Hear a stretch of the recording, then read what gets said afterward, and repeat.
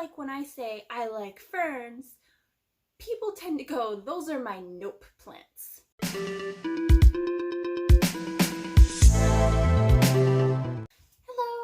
I am Lauren. I am that awkward plant girl, and welcome to my channel. Today I want to go over my top 3 beginner ferns. I feel like ferns get a super bad rap. They're super soft and fluffy. The way they grow is they unfurl and uncurl, and it's just so cool to watch. But I feel like when I say I like ferns, people tend to go, those are my nope plants. So let's fix their rap because they're super amazing, and you guys are missing out if you don't have one. If you are into all the planty awesomeness, don't forget to subscribe. I plan on doing a lot more planty awesomeness. Thank you so much for watching. I see you subscribers coming back every single time. You really do make my day. So thank you so much. I really appreciate it. And you guys are the reason why I keep doing this crazy YouTube thing. Oh, also, comment down below which fern is your nope fern and why, because I'm kind of curious to see, and maybe I can help you fix your ferns. Okay, so let's get into it. Criteria for them to be the top 3 beginner ferns is that they're easily accessed globally, so you should have them available for you pretty much anywhere in the world. They are also easy care and easy maintenance, so as long as you meet their basic requirements, you shouldn't have to do anything extra. They will also let you know ahead of time when something is wrong so that you can take care of it before they're dead, which is kind of nice. But you can find them at an inexpensive price as well. Okay, so now let's get into it. The first one that I want to talk about is the Staghorn Fern. I actually have 2 of these bad boys. You could do a lot of amazing things with them. You can mount them, you can just leave them in the pot, you can do like the little moss ball, kokodama thing. Alright, so they're really fun little plants. They're really easy care. As you can see right now, the soil is dry. This guy is chilling. He is perfectly fine. He doesn't need to be kept moist all the time. He doesn't need super high humidity. He's chilling in my living room on my mantle with 40% humidity. He's not even in a cash pot right now. And he's just a happy guy. But I don't know if you could see it on there, but he's got fur on him basically. He's got his little hairs, and that's going to trap the moisture in there, and that's part of the reason why he is so resilient. And he doesn't need high humidity for that reason. He does like a little bit more light, bright indirect light for this guy, but he's super easy care, super chill. Like I said, 40% humidity, so unless you're living in a desert and you're just gonna stick him in some bright sun, he'll be fine. Like, those are the only conditions that I could really see this guy not being able to survive in. When you think of ferns, I wouldn't think of this guy because his care requirements are so chill. He's just a really relaxed plant. So if you are looking for a beginner houseplant, beginner ferns in particular, and you just want to kind of dip your toe in a little bit, this guy's it. You could not water him for ages. He's fantastic. You can see he's got a little, there we go, you can see right there, he's got a little bit of browning because this soil is so dry. So he's letting me know in advance before he's dead that I need to give him some water. And if I keep not watering him for a long time, then the whole thing's gonna look like that. But this soil is really dry, and it's just standard potting soil. Like, I haven't repotted this guy or anything. So if you get a chance to pick up a Staghorn Fern for a fairly inexpensive price, definitely go for it. I have 2 of these guys. The other one sits on my mantle as well, but that one's in a cash pot, and it's a smaller one. I do plan on doing like a mounting thing with it, and then I don't know if I'll divide this one up, or maybe I'll get another one. I don't know, I got some plans. Because I got a planty room coming. So, Staghorn Ferns. Alright, moving on. Plant number 2, or fern number 2. The lemon button fern. I don't know if you can see. There we go. There you go. Alright, so the lemon button fern, not the button fern, okay? The button fern is a finicky pain in the beepity beep beep beep, okay? Don't get the button fern.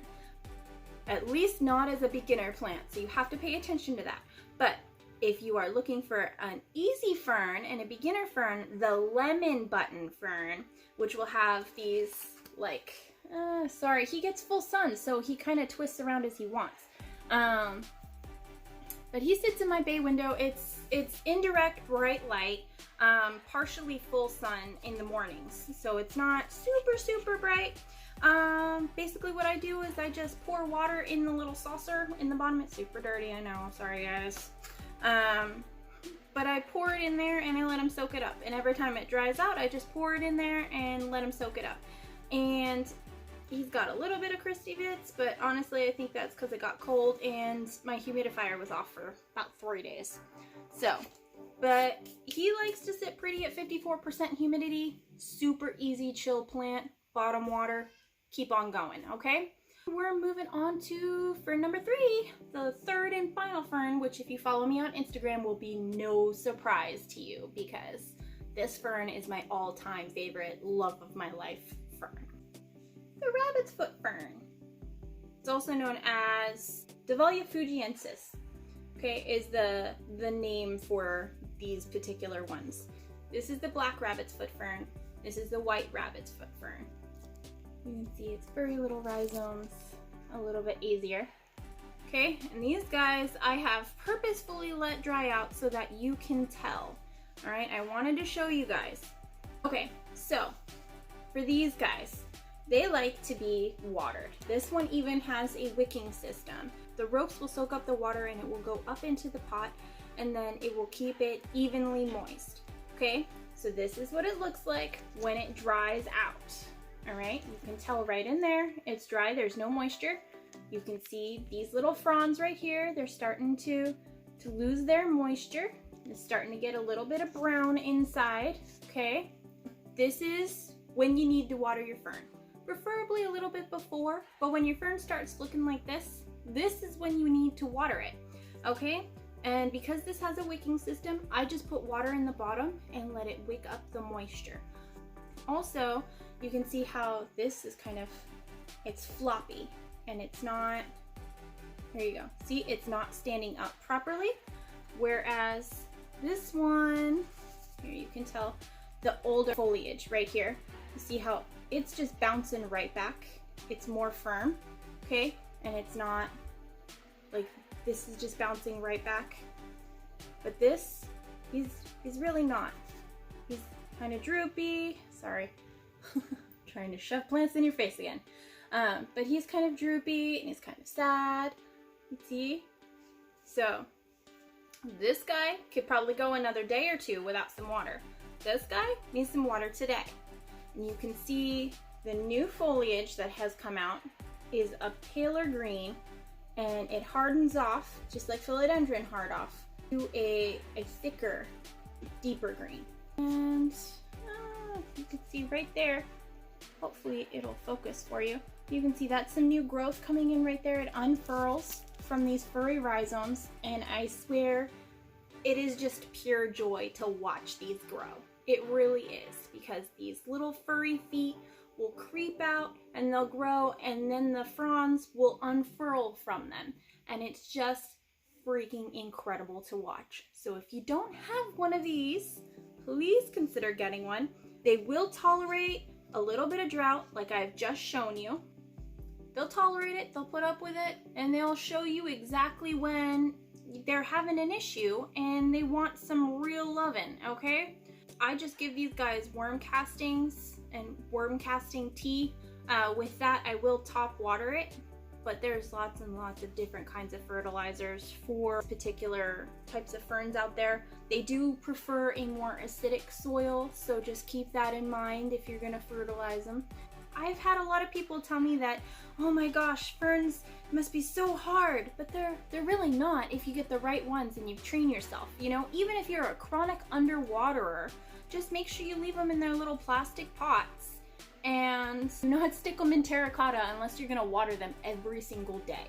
Like, that's the #1 tip. Do not stick them in full sun and do not stick them in terracotta. They're not cacti, they're ferns. They like to be kept moist. They like to be kept kind of cool for the most part, at least these three do, okay? There's your maidenhair fern out there, which is a little bit more tropical and That's not a beginner fern. Don't pick up a maidenhair fern as a beginner fern. Everybody kills them, okay?